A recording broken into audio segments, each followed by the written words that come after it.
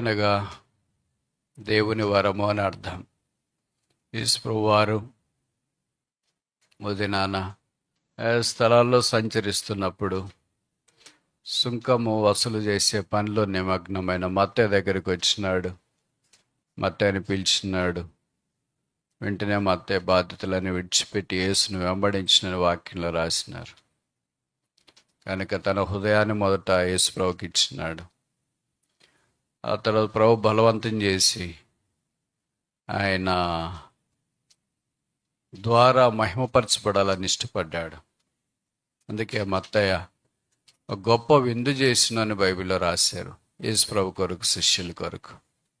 But తన ఇంటిని కూడా ప్రభు వారికి ఇచ్చినాడు. మొదటిది గేవ్ హిస్ హార్ట్, హృదయాన్ని ఇచ్చినాడు.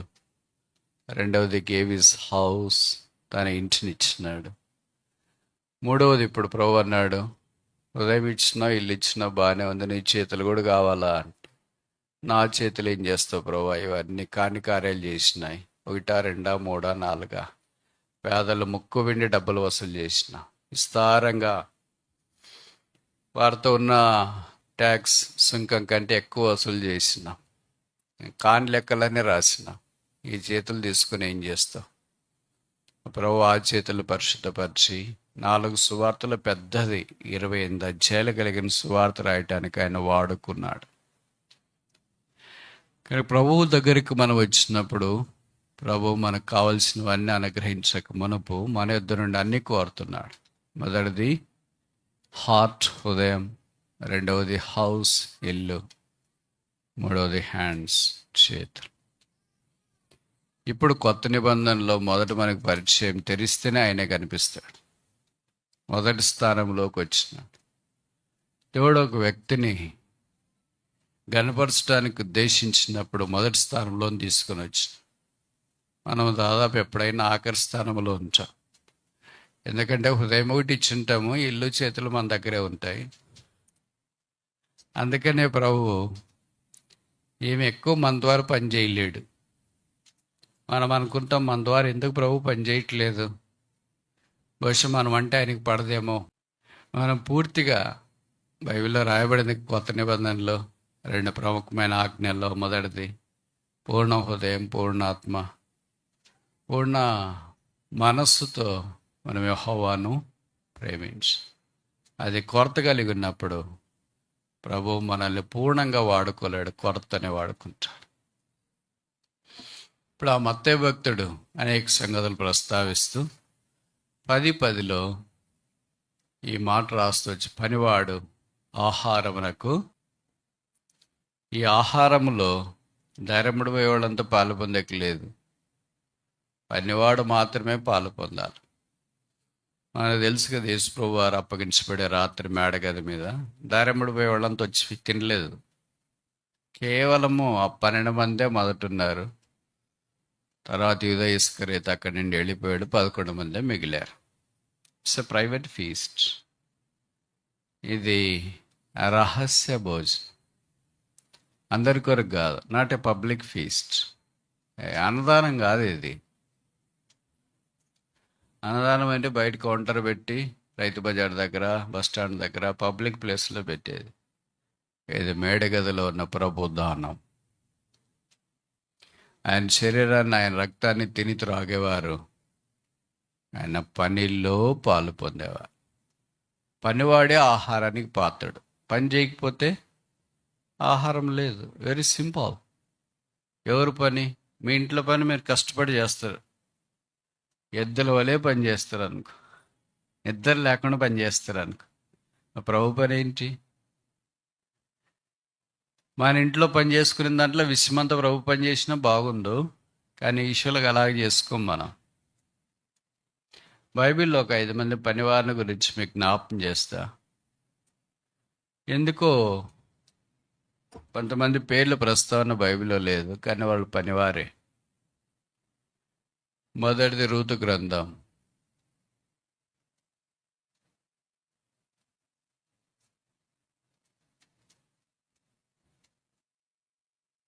రెండవ అధ్యాయం.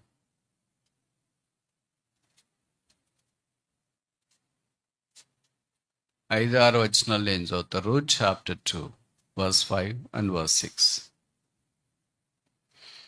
అప్పుడు బోయజు పోయివారి మీద ఉంచబడ తన పనివాణిని చూచి, ఈ ఇచ్చినది ఎవరిదని అడగ్గా, పోయివారి మీద ఉంచబడిన నా పనివాడు, ఈ మోయాబు దేశం నుండి నయమితో కూడా తిరిగి వచ్చిన మోయాబు రాయలైన బోయజు పనివాడు, work man of బోయస్, the worker of బోయస్.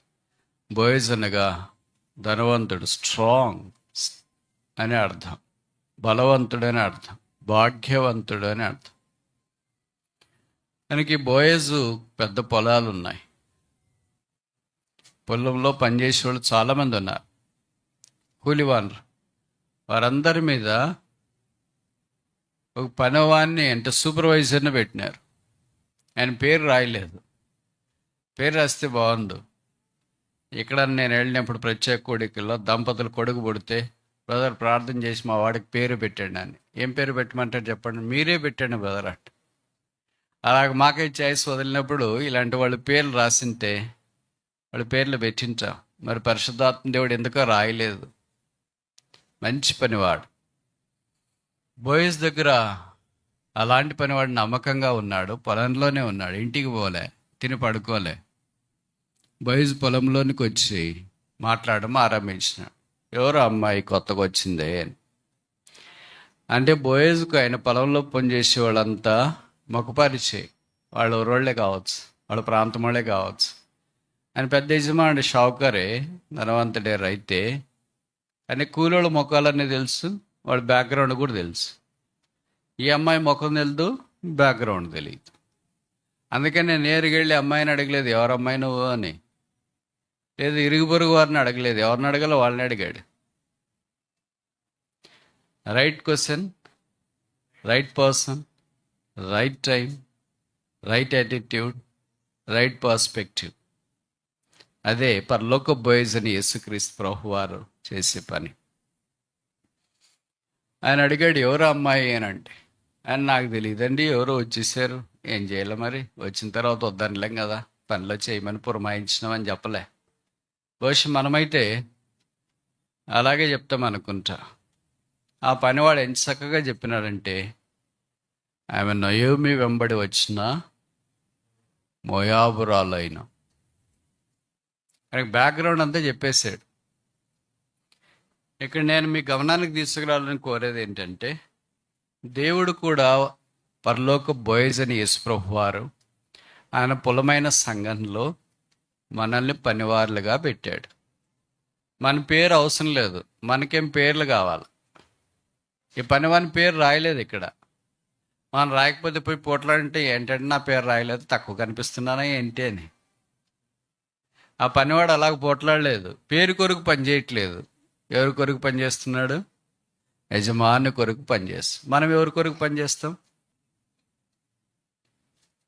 ఎవరి కొరకు పనిచేస్తున్నాం? పేరు కొరకు, యజమాని కొరకు కాదు. యజమాని కొరకు పనిచేస్తున్నాం అంటే అబద్ధము. బోయజు పనివాడు తన యజమాని కొరకు పనిచేస్తాం. మనం కూడా మన పరలోకపు యజమానుడై యేసు ప్రభు కొరకు పనిచేయగలిగితే, నేను కాదు క్రీస్తే, నా పేరు కాదు క్రీస్తే, నా ప్రభావం కాదు క్రీస్తే, నా గొప్పతనం కాదు క్రీస్తే అంటే ఎంత బాగుండు. అలాగే చేయలేకపోతున్నా. అందుకే మనకు వేరే సంగతులు తెలియదు, వచ్చిపోయే వాళ్ళు ఎవరో తెలియదు. ఎందుకంటే మనము మన కొరకు ప్రయాసపడే దాంట్లో ఉన్నప్పుడు వచ్చిపోయే వాళ్ళని గురించి ఏం పట్టించుకుంటాం? ఎవళ్ళు వచ్చినారు మందిరానికి ఏమో తెలియదు బ్రదర్. నేను కొంతమందిని అడుగుతుంటా, ఎప్పుడైనా నన్ను మీటింగ్ పిలిచినాను, మళ్ళీ ఒక 2 ఏళ్ళ తర్వాత పిలిస్తే ఏం బ్రదర్ అప్పటికి ఇప్పటికి ఏమైనా మారిందంటే మారిందండి అని, ఎక్కువయ్యారు తక్కువయ్యారంటే తగ్గిపోయారండి అని, ఏమయ్యారంటే వేరైపోయారండి అని. వేరైపోయి వచ్చాం కానీ కొత్తలు రాలేదేంటండి? రావట్లేదండి. ఎందుకు రావట్లేదు? మనకు ఒక ఆరాధనకే రావట్లేదు, పక్కన 4 ఆరాధనలు పెడుతున్నారు. తండోపతండాలుగా ఆటోలు, రిక్షాలు, తర్వాత ఏంటి కార్లు, అన్ని వెహికల్స్ అక్కడే ఆగుతాయి. ఇక్కడ ఒక్కటి కూడా ఆగేది కూడా పోతుంది. ఏం జరుగుతుందో ఏమో తెలియదు, రహస్యం. ఇప్పటిదాకా ఇదే నన్ను తొలిచివేస్తున్న ప్రశ్న. ఎక్కడ లోపం ఉంది?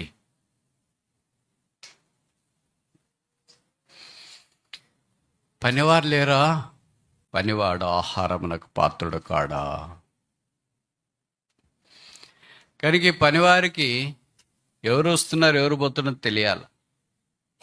దీన్నే మనం ఇలాగ పేరు పెడదాం, సోల్ విన్నింగ్, ఆత్మల సంపాదన.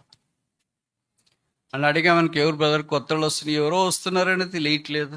పలకరించకపోయారంటే పలకరిస్తామని ఇల్లుగా వెళ్ళిపోయారండి. అన్నీ సాకలే. 70 దేశాలు తిరిగిన ఎన్నో సంఘాలు చూసినా నేరుగా మాట్లాడేవాళ్ళు చాలా అరుదు. పలకరించలేదు బ్రదర్, పొరపాటు బ్రదర్, ల్యాబ్స్ బ్రదర్, పట్టించుకోలేకపోయాం బ్రదర్ అనే మాటలు పొరపాటును కూడా రావు. మనకున్న నైజం ఏంటంటే నేరారోపణ చేయడం. పలకరిస్తాం అనుకుంటే వెళ్ళిపోయేసారండి, లేటుగా వస్తారండి, అర్లీకి వెళ్ళిపోతారండి. ఎలాగ పలకరించాలండి? మనసు ఉంటే మార్గం ఉండే, where there is a will there is a way, ఒక సామెత ఉంది. మరి ఇప్పుడు ఎవరన్నా అలాగే అదే పర్లకు బాయ్స్ ఎవరు వచ్చారు ఈరోజు? మేము అందరానికి ఎవరో వచ్చినట్టున్నారండి, మాకు తెలియదు లేదండి. ఎందుకని పలకరించలే. ఈయన బ్యాక్గ్రౌండ్ తెలుసుకున్నాడు వెళ్ళి, ఎవరు అమ్మాయి, ఎందుకు వచ్చింది, ఏమి అమ్మాయి బ్యాక్గ్రౌండ్ ఏంటి. కానీ మన మందిరానికి కూడా కొత్తగా వచ్చేవాళ్ళు, సావాసానికి పరిచయం లేకుండా వచ్చేవారు. అర్థం మాట్లాడి పలకరించడం అవసరం. నేను ఈ మాటలు చెప్తే మీరు అనొచ్చు, ఫ్యాన్ కింద ఏసీలో నిలబడి మస్తు చెప్తారు బ్రదర్, దాని తర్వాత వచ్చే కష్టాలు అంటే నిజమే, కష్టాలు కూడా ఉన్నాయి. ఇప్పుడు మనుషులు నమ్మేకి లేదు. ఒక 20 ఏళ్ళ క్రితం అట్లా వచ్చేవాళ్ళు కాదు. మనిషి ముక్కు ఎంత సూటిగా ఉంటుందో మనిషి కూడా అంతే సూటిగా ఉన్నాడు. ఇప్పుడు అట్లా లేడు, వంకర తిరిగిపోయాడు. అందుకే మందిరానికి వచ్చినా కూడా మాట్లాడాలంటే కష్టం. మాకే భయము. ఎంత భయం అంటే ఒక మాట మాట్లాడితే ఈయన ఏం మాట్లాడు, చాలా మెయింటైన్ చేస్తాడు యాటిట్యూడ్ అంటే. 2 మాటలు మాట్లాడితే చాలా లూజు, ఎక్కువ తక్కువ మాట్లాడేస్తాడు. 1 మాట్లాడితే ఏం మాట్లాడు, 2 మాట్లాడితే ఎక్కువ మాట్లాడతాడు, 1.5 ఎట్లా మాట్లాడాలా? అందుకనే మాట్లాడి అనిపించుకునే దానికంటే మాట్లాడుకోకుండా అనిపించుకునేది మేలు కదా. ఏమన్నా తిట్టుకోండి, మాట్లాడుకోకుండా ఉంటే అయిపోద్ది. మాట్లాడాలన్నా సమస్యే. వెంటనే వాళ్ళని కొత్త వాళ్ళు వచ్చి మనం మాట్లాడారనుకో, మీ ఫోన్ నెంబర్ తీసుకున్నారనుకో, సరే వాళ్ళు ఏదో సరిగా అట్ట ఇట్ట మాట్లాడి ఎప్పుడో ఒకసారి మీ ఇంటికి వచ్చినారనుకో, మీరు లేనప్పుడు అన్నీ అర్థమైందా నేను చెప్పిన మాటలు? అన్నీ సర్దుకొని పోతే ఏం చేస్తారు? ఏమనండి, నమ్మాము, వాళ్ళని రానిచ్చినాము, మేము లేనప్పుడు వచ్చినారు, అన్నీ సర్దుకొని పోయారండి ఇంట్లో. అన్నీ చాలా కష్టంగా ఉంది. ఎట్లా నమ్మాలో, ఎవరిని నమ్మాలో తెలియదు. విచిత్రం ఏంటంటే ఈ కలవరంలోనే ఎవరిని నమ్మకూడదో వాళ్ళని నమ్ముతాం, ఎవరిని నమ్మాలో వాళ్ళని నమ్మము. అంత కరెక్ట్గా ఎట్లా చెప్తారు? మీకు కూడా ఉందా అట్లా? మునిగిన తర్వాత నిండుగా గొంత దాకా అప్పటికి ఆకలేస్తుంది బ్రదర్, నమ్మకూడదు వాళ్ళని, కానీ నమ్మేసామండి. చాలామంది చెప్పారు బ్రదర్, నమ్మొద్దండి నమ్మొద్దండి నమ్మొద్దండి. వినలేదు బ్రదర్, వినము. ముసుగున్నప్పుడు కనపడదు, చెవులకు కూడా వినపడదు. అదే వాస్తవం అని అనుకుంటాం. మోసపోయిన తర్వాత అప్పుడు అయ్యో ఇన్ని డబ్బులు పోయినాయి బ్రదర్, ఇంత టైం పోయింది బ్రదర్, ఇట్లా మోసం చేశారు బ్రదర్, నట్టేట ముంచేశారు బ్రదర్, ఇంకా కోలుకోలేను బ్రదర్, మందిరికి రాను బ్రదర్ అని. ఎక్కడో మీ పర్సనల్గా జరిగిన దాని కొరకు మధ్యలో వచ్చేది ఎవరు? దేవుడు. ఆయన మీద ఆయాసపడతారు. మందిరికి రాను, మందిరికి పోతే ఇలాగ చేశారు, ఇట్లా మోసం చేశారు, ఇట్లా నష్టం చేశారు, కనుక బైబిల్ వద్దు, వాక్యం వద్దు, ప్రార్థన వద్దు అంటే వద్దులే, నరకానికి పో, నేరుగా ఫ్రీ టికెట్, ఏం కొనుక్కోవాల్సిన పని లేదు, అది ఇష్టం. యేసుప్రభు మోసం చేయలేదు కదా, మనుషులు మోసం చేయొచ్చు. మనుషులు ఎక్కడైనా ఉన్నారు, సంఘంలో ఉన్నారు, బయట కూడా ఉన్నారు. బయట ఎక్కువ మంది మోసం చేస్తారేమో, లేదా డైరెక్ట్గా చేస్తారేమో, ఇక్కడ ఇండైరెక్ట్గా చేసేవాళ్ళు కూడా ఉంటారు.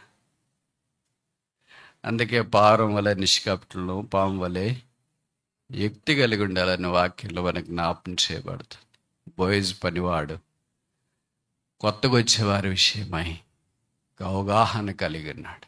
మనం దేవుని పొలంలో పనిచేసే వారమైతే మన దగ్గరికి వచ్చే వారి విషయమై వాళ్ళు ఎలాంటి వాళ్ళు, ఎక్కడి నుండి వస్తున్నారు, ఏంటి వాళ్ళ బాబోగులు, వాళ్ళ కొరకు ఎలాగ ప్రార్థన చేయాలి, వారిని ప్రభు దగ్గరికి ఎలాగ తీసుకురావాలా, దాని విషయమై పనివాడ విచారణ కలిగి ఉండాలని కోరబడుతున్నా.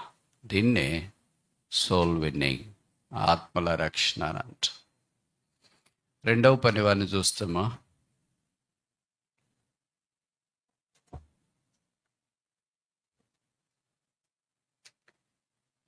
పరిచయమైన వాక్య భాగమే ఇది కూడా. న్యాయాధిపతుల తర్వాత కొద్దిగా ముందుకు రావడానికి ప్రయత్నం చేస్తాం. సమూయేలు మొదటి గ్రంథం 20వ అధ్యాయం. 1 Samuel chapter 20.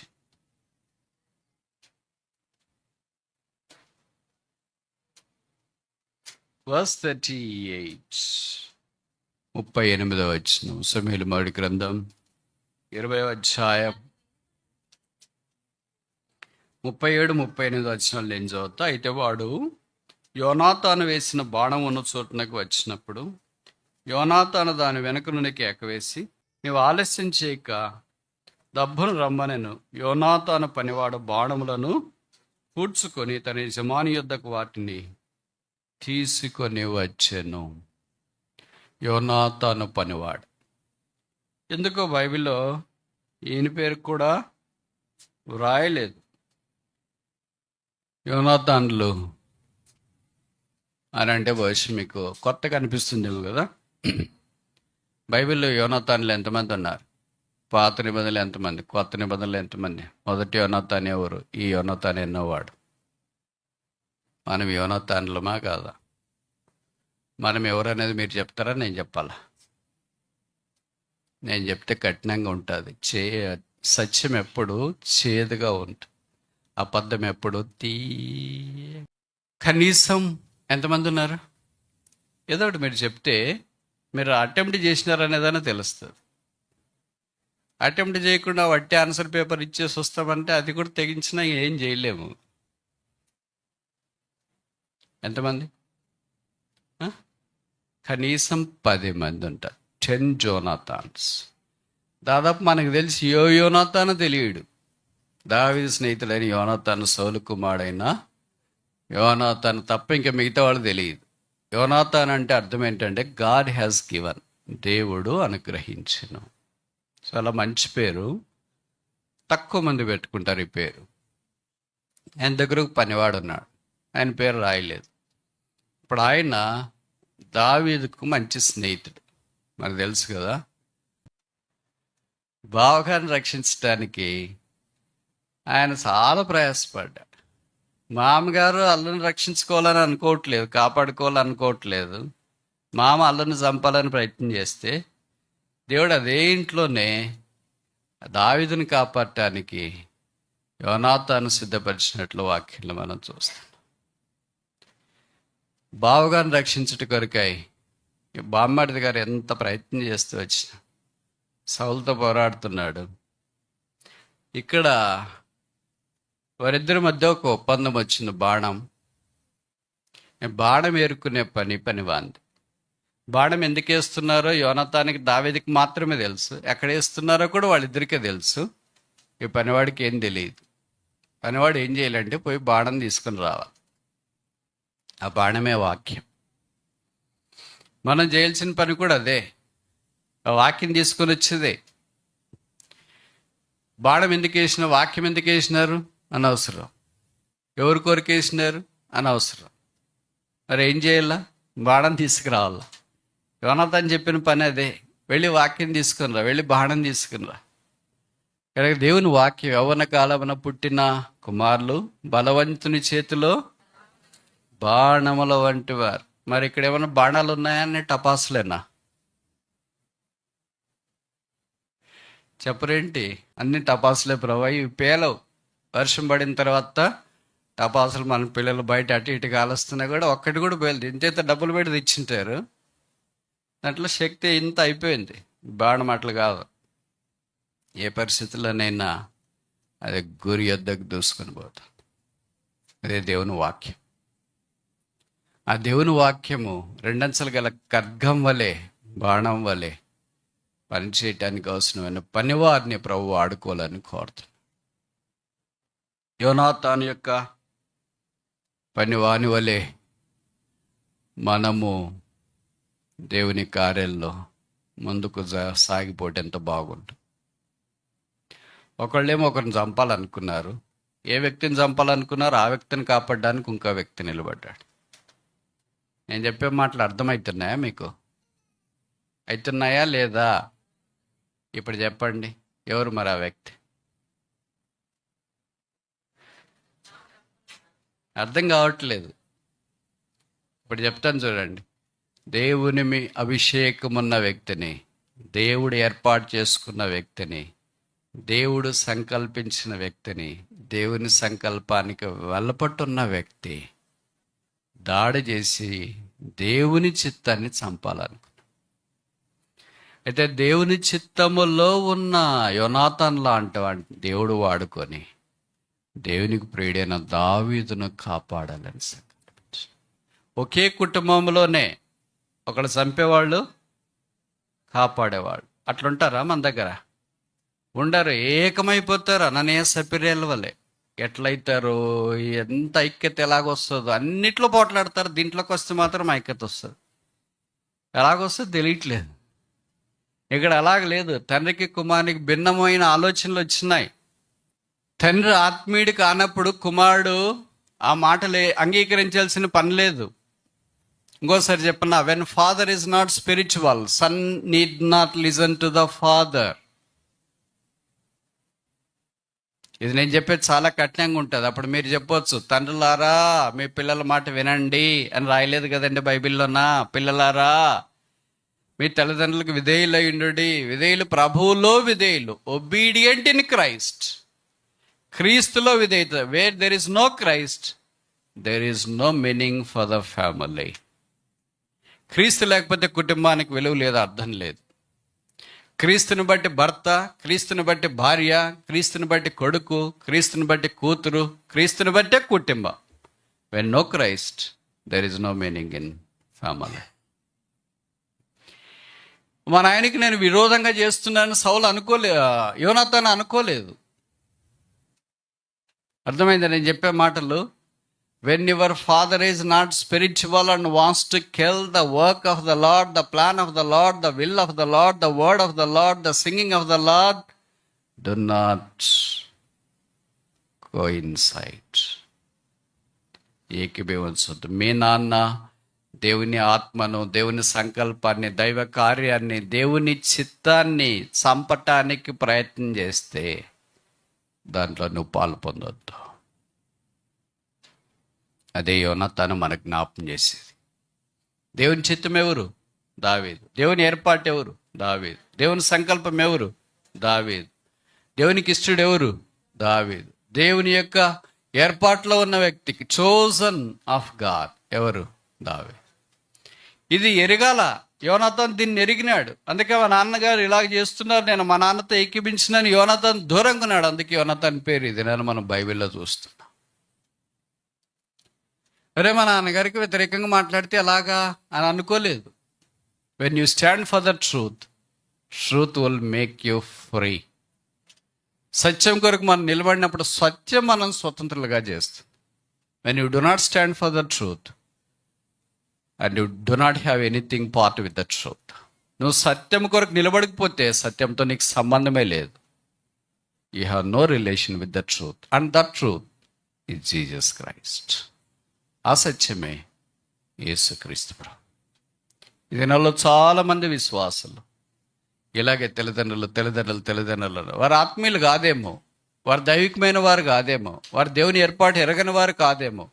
వారు ఆత్మీయులై దేవుని యొక్క ఏర్పాటు ఎరిగిన వారైతే అది వేరే విషయం.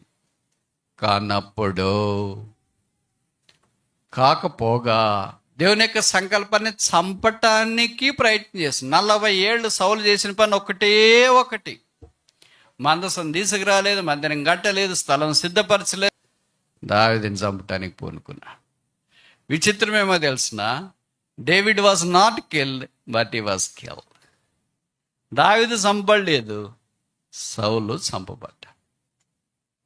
దేవుని చిత్తానికి వ్యతిరేకంగా ప్రయత్నం చేయొద్దు. దేవుని సంకల్పానికి వ్యతిరేకంగా ప్రయత్నం చేయొద్దు.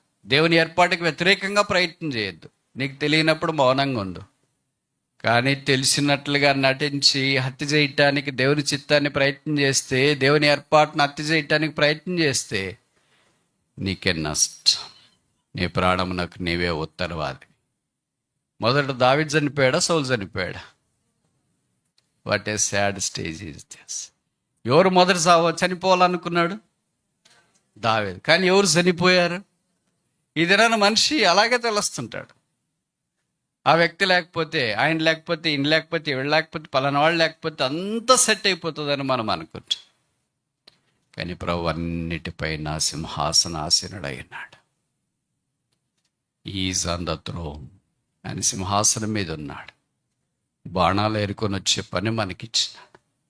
మనం వెళ్ళి బాణాలు ఏరుకో రాగలిగితే యోనాతాను పని లాంటి వాళ్ళం అవుతాం. ఆ పనిలో పాలు పొందకుండా సౌలుతో కలిస్తే, సౌలు కూడా పనివాళ్ళు ఉన్నారా లేదా? నేను అడిగిన ప్రశ్నకు జవాబు చెప్పండి. సౌలుకు పనివాళ్ళు ఉన్నారా లేదా? ఎలాంటి వాళ్ళు ఉన్నారు సౌలుకి? ఇంకేం బతుకుతావు? ఎలాగో చచ్చిపోతున్నా, చంపేనా?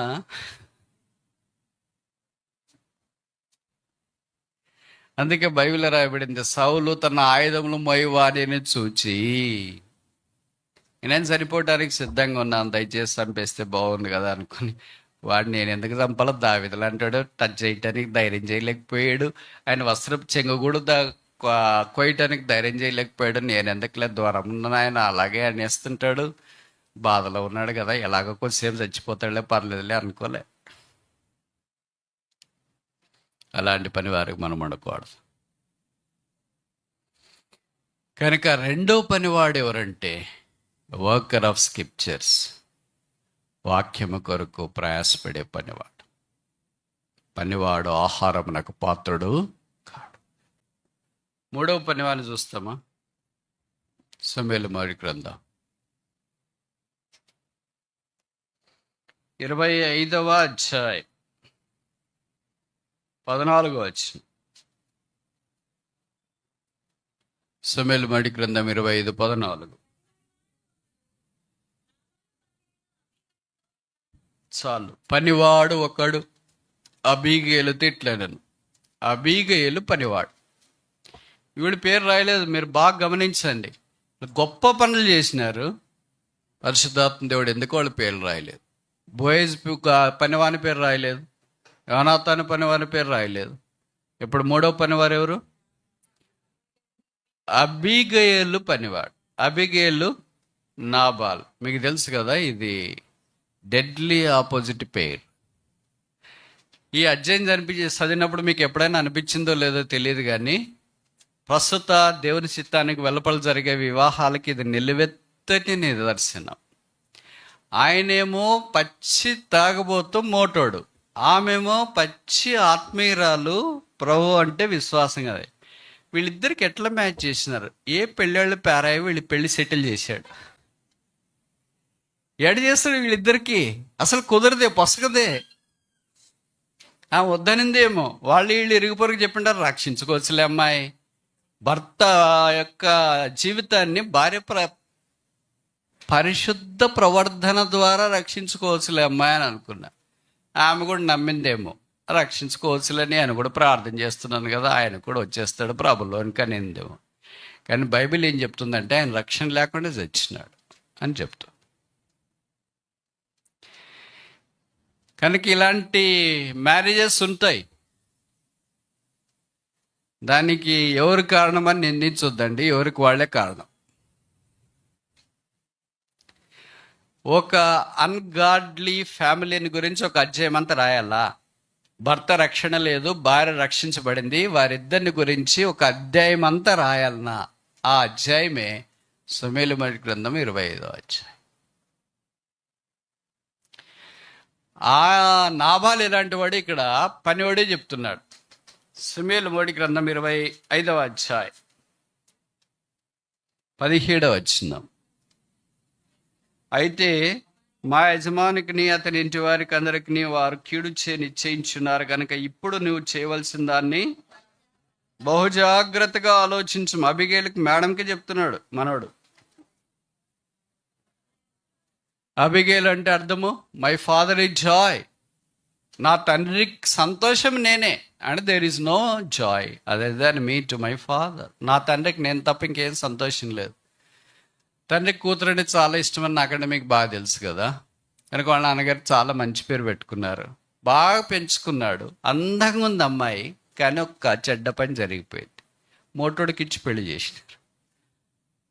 వట్టి మోటోడని అయితే పర్లేదు, కానీ బైబిల్లో రాసే తాగుబోతంట.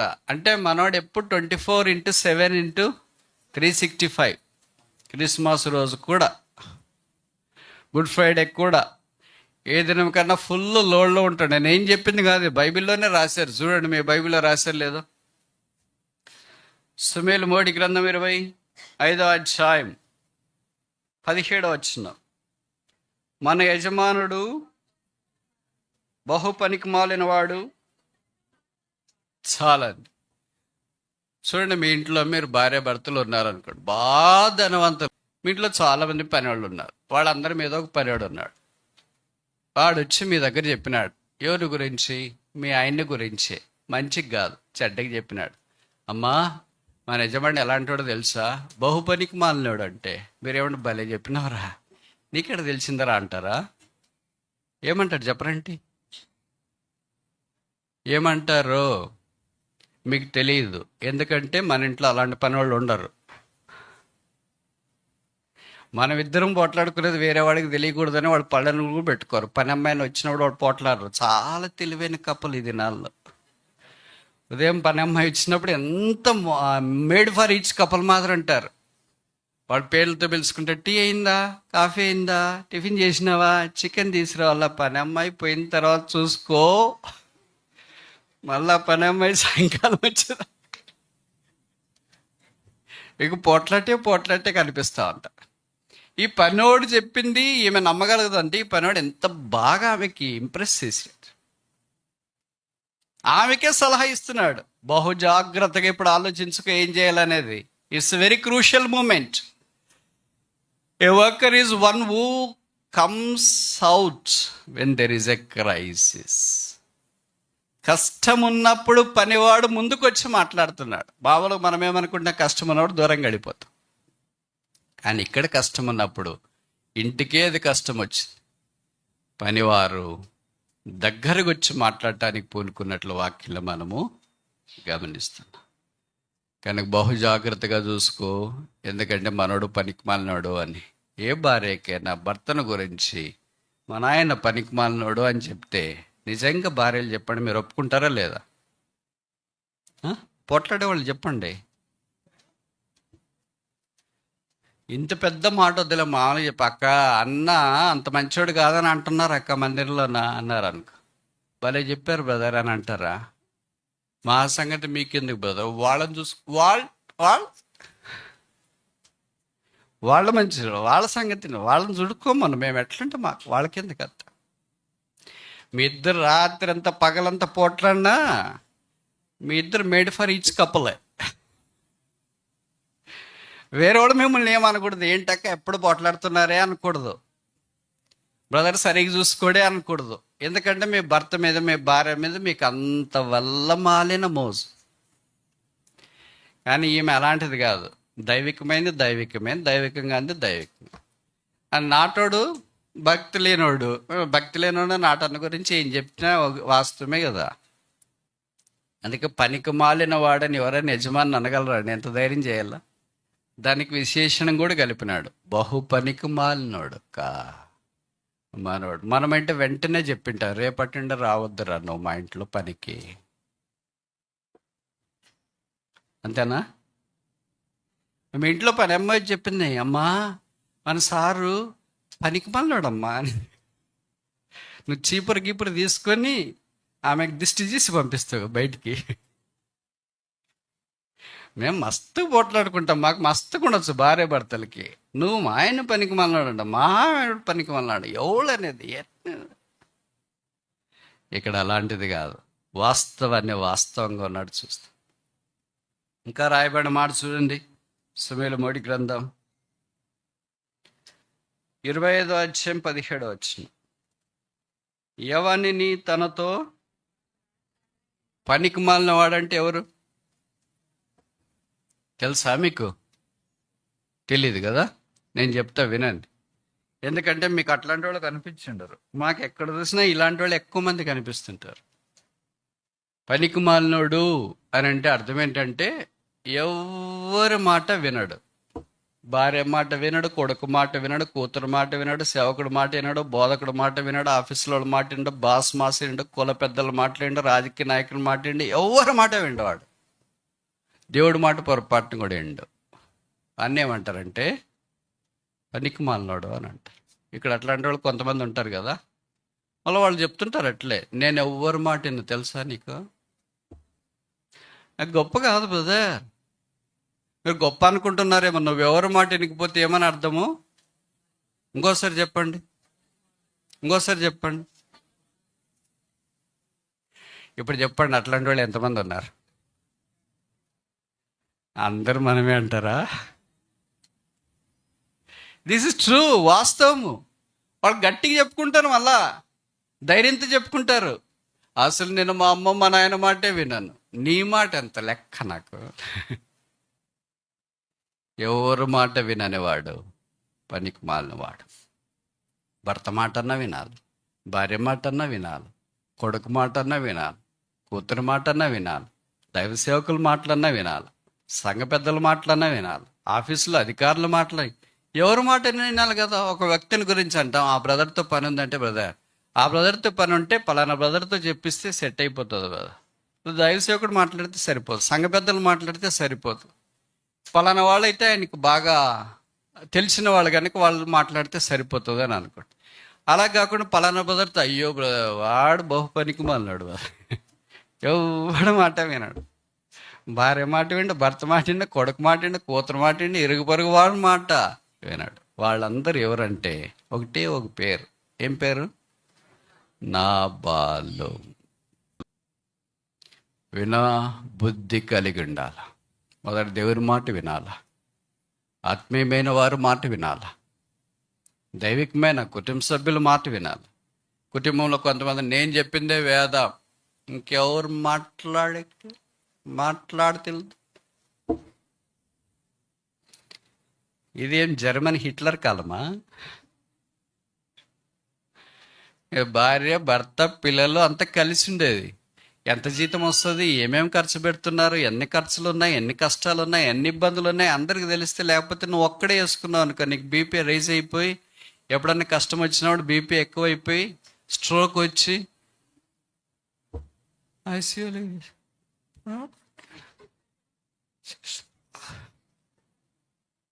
ఎందుకు అంత కష్టపడాలి? ఎందుకు అన్నీ నువ్వే పెట్టుకోవాలా? అయ్యో బ్రదర్ మీకు తెలియదు, చెప్తే వాళ్ళు బతకనేరు బ్రదర్, అంతదాకా ఎందుకు తెచ్చుకున్నారు? చాలామంది ఉన్నారు అలాంటి వాళ్ళు ఇక్కడ, ఏం తెలియనట్లు అమాయకంగా చూస్తున్నారు కదా. అంత అమాయకంగా ఉండదు నాకు తెలిసి మీ సంగతులన్నీ.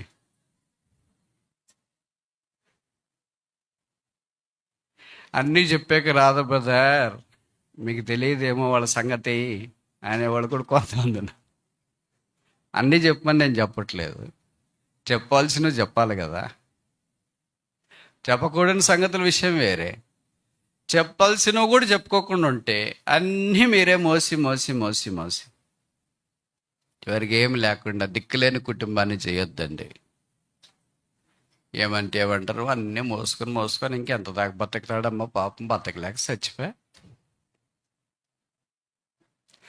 అప్పుడు కుటుంబం దిక్కులేనిది అయిపోద్ది. కనుక మీకు భార్య పిల్లలు అందరు ఉండేది ఎందుకంటే వాళ్ళు ఎవరు బయటికి చెప్పరు, చెప్తారా?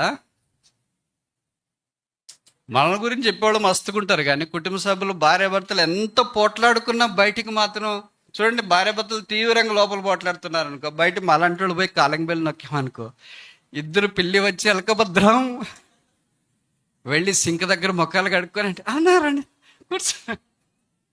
ఏం సిస్టర్ చాలా ఏం లేదన్నా బ్రదర్ ఏదో వర్క్ చేసుకుంటుంటే నేను ఆయనకు కాఫీ టీ అది అంటే మళ్ళీ ఆమె పోతుంది పోయి బ్రదర్ వచ్చినాడు పలకరిస్తున్నాడు. ఇంతదాకా పోట్లాడుకుంటారు.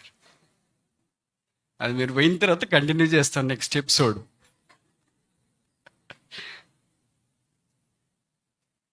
మరి మీరు బయటికి చెప్పుకోరు కదా, యూట్యూబ్లో పెట్టుకోరు కదా, ఇలా పోట్లాడుతున్నా అని చెప్పుకోరు కదా. మరి ఈ బాధ్యతలు కూడా ఎవరు చెప్పుకుంటారు? ఎవరు చెప్పుకోరు. నీ భార్య చెప్పుకోరు, నీ పిల్లలు చెప్పుకోరు, నువ్వు చెప్పుకోరు, ఎవరు చెప్పుకోరు. బహుపనికి మాలిన వాడు ఎవరు చెప్పిన మాట వినాడు. తనకు తానే గొప్పవాడు అనుకుంటాడు, తనే జ్ఞాని అనుకుంటాడు, తనకి అన్నీ తెలుసు అనుకుంటాడు. అందుకే ఏం చెప్తారు, భార్య పిల్లలు ఎవడని మాట్లాడి అడేదే ఏష్ నోరు మై నాకు తెలుసు కానీ నువ్వు వడాలి ఫిట్లరా అని నీకు ఎలాగ తెలుస్తాయి? హోమ్ మినిస్టర్కి తెలుస్తాయి, పిల్లలకి తెలుస్తాయి. ఏది ఎవరికి తెలియాలో వాళ్ళకి తెలుస్తుంది. కనుక దైవికమైన విషయాల్లో సలహా పాటించడం చాలా ప్రాముఖ్యమని ఇక్కడ వాక్యం మనకు జ్ఞాపకం చేస్తుంది. మనడు పోని ఎవడు మాట వినకుండా బాగన్నా ఉన్నాడా అంటే అట్లా లేదు. ఏమైంది చూడండి తర్వాత. సమూయేలు మొదటి గ్రంథం 25 ఎన్నో వచ్చిన చదవండి.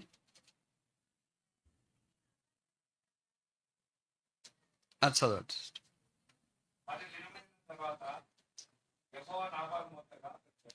36 నేను చదువుతా. అబీగయలు తిరిగి నాబాలు వద్దకు రాగా రాజులు విందు చేసినట్లు అతడు ఇంటిలో విందు చేసి డాష్ ప్రార్థన చేస్తున్నాడు కదా. బాగా ఏం రాశారు మీ బైబిల్లో? ఇక్కడ భార్య ఏమో ప్రాణాపాయ పరిస్థితిలో ఉంది. ఆస్తి అంతా ఇంకేమైపోతుందో తెలియదు, ఎప్పుడొచ్చి దాడి చేస్తారో తెలియదు. అలాంటి కష్ట పరిస్థితుల్లో భార్య పిల్లల ఆస్తి అంతా ఉంటే మనోడికి ఏం పట్టలేదు, ఫుల్ లోడ్లో ఉన్నాడు. నేను అనుకుంటే ఫారెన్ బ్రాండ్లు కూడా ఇంట్లోనే పెట్టింటాడేమో. తెచ్చుకునే కంటే టైం అన్నా కావాలి కదా, ఉదయం తెలుస్తాయి కదా. కేసులు దించింటాడు. అందుకని ఇక్కడ రాయబడిన మాట ఏంటంటే, త్రాగొచ్చు, బహు సంతోషించు, మత్తుగా ఉండెను గనక. ఎప్పుడు చేసినాడు మనోడి పని?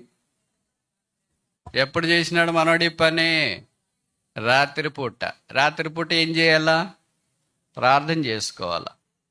ఏం చేయాలా? ఇతర ఆత్మల కొరకు, వాళ్ళ ఇంట్లో వాళ్ళ కొరకు, వాళ్ళ పనివారి కొరకు, ఆస్తి కొరకు, దీనంతటి కొరకు ప్రార్థన చేసుకుని కుటుంబాన్ని ప్రార్థన కన్నీటి ప్రవాహంలో ఎత్తటానికి బదులుగా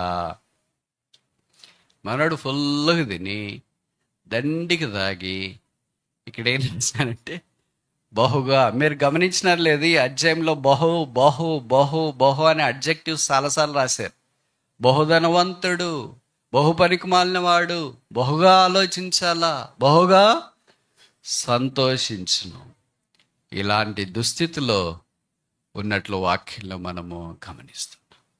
ఆ తర్వాత ఏం జరగకూడదో అదే జరిగింది. కింద వచ్చిన 37 1 Samuel chapter 25 verse 37. ఉదయం నాబాలునకు మత్తు తగ్గి ఉన్నప్పుడు అతని భార్య అతనితో ఆ సంగతులు భయం చేత అతడు మరలా తాగి పండుకొనేను అని రాసినారా? భయం వచ్చినప్పుడు మరి బాటిల్ గుర్తు రావాలి కదా, కేసులు గుర్తు రావాలి కదా, ఫ్రిడ్జ్లో సోడాలు అది ఇది గుర్తు రావాలి, ఐస్ మొక్కలు గుర్తు రావాలి కదా. ఇప్పుడు గుర్తు రావట్లేదు ఏంటి? ఏమి గుర్తొచ్చింది మరి?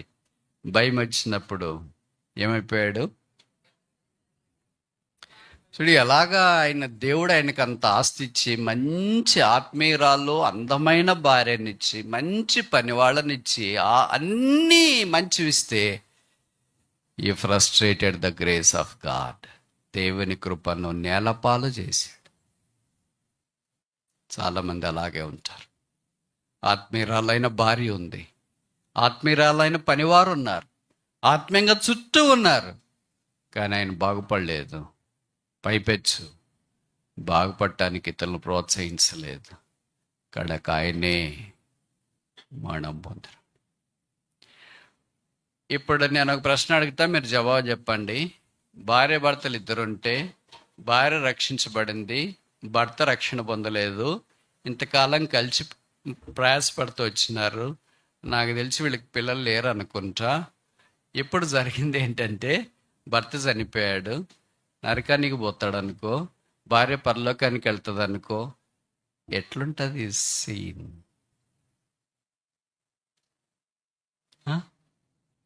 ఎప్పుడన్నా అనిపించిందా మీకు? ఇద్దరు కలిసి సంసారం చేశారు, ఒకే ఇంట్లో ఉన్నారు, ఒకే స్థలానికి వెళ్ళారు, మాటలు జీవితం అంతా కలిసింది, కానీ మరణం వేరు చేసింది. ఒకరు పరలోకం, ఒకరు పాతాళం. ఏమంటారు? అప్పుడు ఉన్నంతకాలం కలిసి ఉన్నాం భూమి మీద, ఇంక చనిపోయిన తర్వాత ఎవరి దారి వాళ్ళదే. చనిపోయిన తర్వాత ఎవరి దారిని వాళ్ళదే కాదు, కాపురం చేసేటప్పుడు కూడా ఎవరి దారి వాళ్ళదే కాపురం చేశారు. అందుకే ఓ స్త్రీ, రక్షణ లేని భర్తను నువ్వు రక్షించుకుందో లేదో నీవు ఎరగవు. ఓ పురుషుడా, రక్షణ లేని భార్యను నువ్వు రక్షించుకుంటావు లేదో ఎరగవు. ఇక్కడ బైబిల్లో రక్షించుకున్నట్లు లేదు. చాలామంది దినాలు తప్పుడు చెప్తున్నారు. ఏం తప్పుడు బోధ? సిస్టర్ పర్వాలేదులే, పెళ్లి చేసుకోండి, ఆయనకి రక్షణ లేదు బ్రదర్ అని అంటే, అయ్యో పెళ్ళి అయిపోయిన తర్వాత రక్షణ పొందుతారు, దానికి ఎంత బాప్తిస్మ ఇస్తారు రండి. మీరు బాప్తిసాలు ఇవ్వచ్చు, పెళ్లి చేయొచ్చు, పెళ్లి సర్టిఫికేట్లు పెట్టచ్చు, ఫ్రేములు వేయచ్చు, ఫోటోలు పెట్టచ్చు, షేర్ చేయొచ్చు. ఉదయాన్నే మార్చలేరు. ఉదయాన్నే మార్చేది ఒక్కడే, పాపాన్ని కడిగేది ఒక్కడే, జీవితాన్ని మార్చేది ఒక్కడే, రక్షణ ఇచ్చేది ఒక్కడే. ఆయన పేరే యేసుక్రీస్తు. మీరు భూమి మీద ఉండేవన్నీ చేయొచ్చు, ఇంకా ఏ పనులన్నా మీరు చేయొచ్చు, చేయటానికి ఎవరు అడ్డం రాకపోవచ్చు, చేయటానికి అన్నీ మీకు స్వతంత్రం ఉండవచ్చు, అన్నీ వీలు కావచ్చు. కానీ ఆయన నరకానికి వెళితే ఎంత విషాదం. ఒక అధ్యాయం అంత ఎందుకు ఈ స్టోరీ రాశారు? This is telling moving heart wrenching story of a unbelieved partner in the family.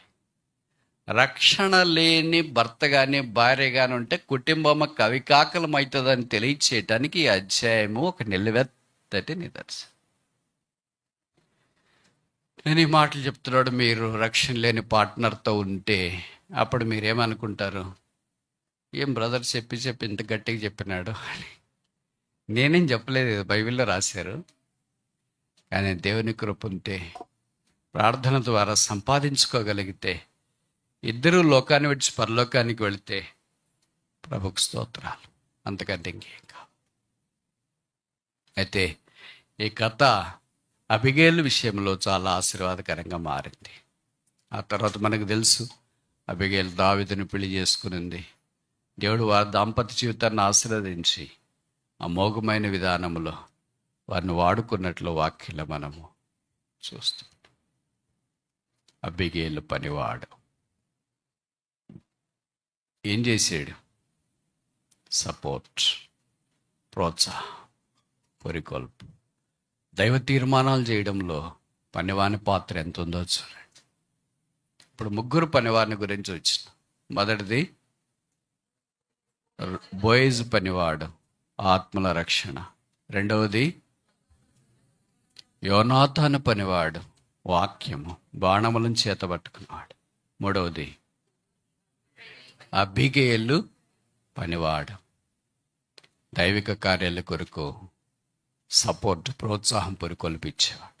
పనివాడు ఆహారమునకు పాత్రుడు కాడా.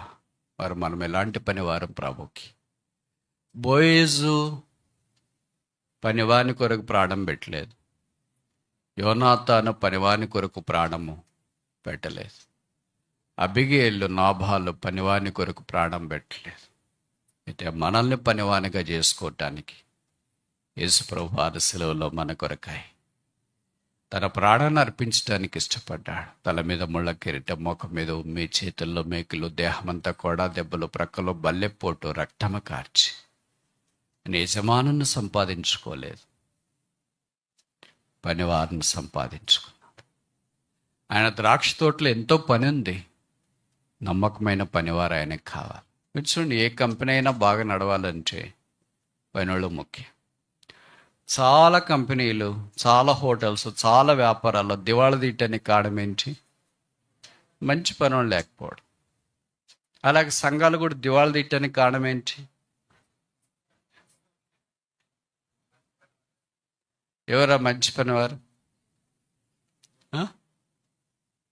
ఎవరు ఆ మంచి పనివారు? మరి ప్రతివాడు దేవునికి పనివారైన. అదే మత్తయి సువార్తలో రాయబడింది, కూలివాన్రు. లూకాసు సువార్త 15వ అధ్యాయంలో తప్పైన కుమారుడు దూరదేశంలో ఉన్నప్పుడు పందుల పొట్టు తింటున్నప్పుడు తండ్రిని గురించి జ్ఞాపం చేసుకుని పదం వాడాడు, నా తండ్రి ఇంట అనేక మంది ఎలాంటి వాళ్ళు? కూలివాన్రకు ఆహారము సమృద్ధిగా ఉంది. కూలివాడు అంటే పనివాడు అని అర్థం. రెండు ఒకటే పదాలు. తెలుగు పదంలో, తెలుగు భాషలో ఉన్న వైవిధ్యం ఏంటంటే పద సంపద ఎక్కువ ఉంటుంది. అందుకే పద సంపదను ఆధారం చేసుకుని పద నిఘంటువు ద్వారా పరిశుద్ధాత్మ దేవుడు పద ప్రయోగాన్ని, పద జీవితానికి మనకు అర్థమయ్యేటట్లుగా పద ప్రయోగములు ఉన్న పదనిసలు సరిగమలు దొర్లించడం అసమానం. పనివాడు అనేది పాలిష్డ్ వాడు, కూలివాడు అనేది అన్కట్ వర్డ్. అన్కట్ అంటే తెలుసు కదా, సామాన్యమైన భాష. కూలోడు వాడు అని అంట, పనివాడు అంటే కొద్దిగా పాలిష్డ్. బైబిల్ భాష రెండో ఒకటి. ఇప్పుడు ఆయన మనల్ని పనివారిగా చేసినాడు. పని చేయకుండా భోజనంకి రావచ్చా? మీలో చాలామంది హౌస్ వైఫ్స్ ఉన్నారు కదా, మీరు మీ ఇంట్లో యజమానురాలు మీరే. తినమని ఎవరు చెప్పకపోయినా మీరు తినొచ్చు మీ ఇంట్లో. కానీ ఒక రోజు అంతా ఉదయం నుండి ఏం పని చేయలేదు అనుకో, భర్త మధ్యాహ్నం ఆఫీస్కి వచ్చినాడు, పిల్లలు కూడా సెలవులు ఇంట్లో ఉన్నారు. ఏం మమ్మీ ఏం తినలేదంటే, ఏం తినబుద్ధి కాలేదురా. భర్త కూడా అన్నాడు అనుకో, ఏం తినలేదు, తినబుద్ధి కాలేదంటే ఇట్లే ఉంటే కొన్ని రోజులకి రోగాలు వస్తే మళ్ళీ హాస్పిటల్కి తీసుకెళ్ళాలా, మేమంతా బాధలు పడాలా, సమయానికి ఏదో ఒకటి తినకపోయావా ఏంటి, తినడానికి కూడా నీకు టైం లేదా, ఇంక ఇలాగ మాట్లాడితే అప్పుడు అనుకుంటే చాలా ఎక్కువ మాట్లాడేస్తున్నారండి మీరు. కొద్దిగా తినేస్తే అయిపోద్ది కదా.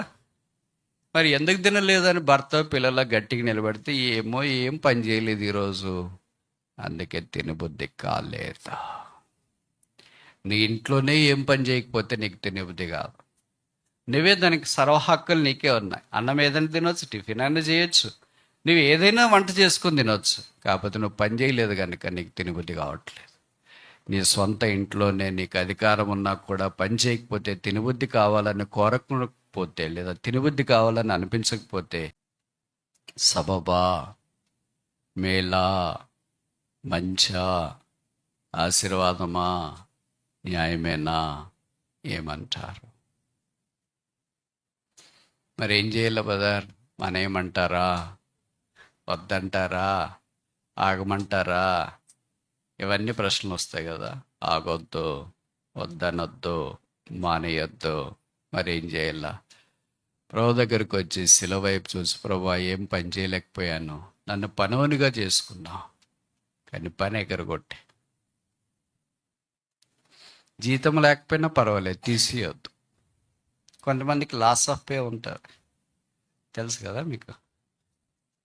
అంటే ఆబ్సెంట్ కావచ్చు, తీసేయరు. 2 ఏళ్ళు 3 ఏళ్ళు 4 ఏళ్ళు కూడా కావచ్చు.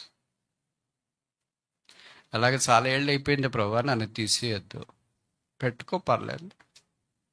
భారమైంది కంపెనీకి. ఎంతోమంది ఉన్నారు కదా ప్రపంచంలో అలాంటి వాళ్ళు. నేను ప్రభుకు మనము భారమేం కాదు. క్షమించి తిరిగి కమిట్ చేసుకో. ప్రభువా, చేతనైనంత నేను చేయటానికి ప్రయత్నం చేస్తా. ఇప్పుడు 5 మాసాలు ఏం చేయలేకపోయినా, ఇప్పుడు నుండైనా ప్రార్థన, ఆరాధన, పరిచర్య, నువ్వు అప్పగించిన పని నమ్మకంగా చేయటానికి నాకు ఇప్పటి నుండి అయినా సాయించి. పరలోకపు బోయజు, నీ పనివానిగా నన్ను కంటిన్యూ చేయి. పరలోకపు యోనాతాను, నీ పనివానిగా నన్ను కంటిన్యూ చేయి. పరలోకపు అబిగయలు పనివారిని వలె నన్ను కూడా కంటిన్యూ